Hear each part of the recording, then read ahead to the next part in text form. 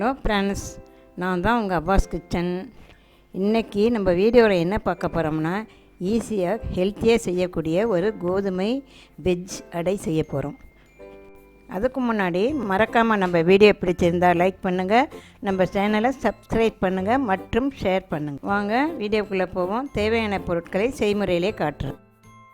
இப்போது ஒரு பவுல் எடுத்துக்கோங்க. அதில் துருவின கேரட்டு 1 கப்பு, கோஸு 1 கப்பு, உருளைக்கிழங்கு தோல் சீவிட்டு பொடியாக நறுக்கியது 1 கப், வெங்காயம் 1 கப், துருவிய தேங்காய் 1 கப், பச்சை மிளகாய் 2, மல்லி 1 கைப்பிடி, மஞ்சள் தூள் 1 டீஸ்பூன், மிளகாய்த்தூள் 1 டேபிள் ஸ்பூன், உப்பு ருசிக்கு ஏற்ப, கோதுமை மாவு 2 கப். எல்லாத்தையும் நல்லா மிக்ஸ் செஞ்சுக்கோங்க.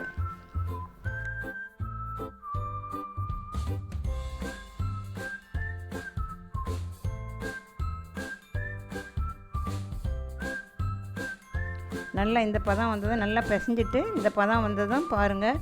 ரொம்ப டைட்டாக இருந்ததுன்னா கொஞ்சம் தண்ணி கலந்து நல்லா கொஞ்சம் கொஞ்சமாக தெளித்து பிசறிக்கோங்க. நல்லா இந்த பதமாக வந்துடுச்சு, பிசைஞ்சிருக்கீங்க. நல்லா 2 டேபிள் ஸ்பூன் எண்ணெய் ஊற்றி நல்லா இன்னொரு வாட்டி பிசைஞ்சிடுங்க.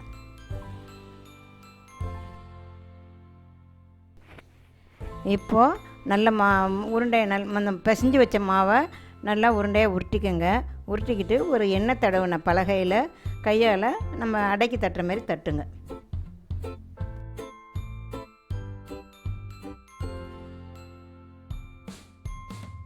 இப்போது நீங்கள் அடை தட்டிட்டீங்க. தோசைகளை அடுப்பில் வச்சு கொஞ்சமாக எண்ணெய் விட்டு மெதுவாக இந்த அடையை வச்சு மெதுவாக கையால் கொஞ்சம் அமர்த்தி விடுங்க. இப்போது அடை ஒரு பக்கம் வெந்துருச்சு. இப்போது நீங்கள் திருப்பி போடுங்க. இப்போது நீங்கள் திருப்பி போட்டதை நல்லா ஒரு வாட்டி இந்த தோசை திருப்பியாகலே நல்லா அமுக்கி விடுங்க. அமுக்கி விட்டுட்டு மறுபடியும் ஒரு 2 வாட்டி 3 வாட்டி திருப்பி போட்டிங்கன்னா உங்களுக்கு சூப்பரான கோதுமை வெஜ்ஜு அடை ரெடி. சாப்பிட்டு பார்த்துட்டு கமெண்ட்டில் சொல்லுங்கள். மறக்காமல் நம்ம வீடியோ பிடிச்சிருந்தால் லைக் பண்ணுங்கள், நம்ம சேனலை சப்ஸ்கிரைப் பண்ணுங்கள் மற்றும் ஷேர் பண்ணுங்கள். நன்றி, வணக்கம்.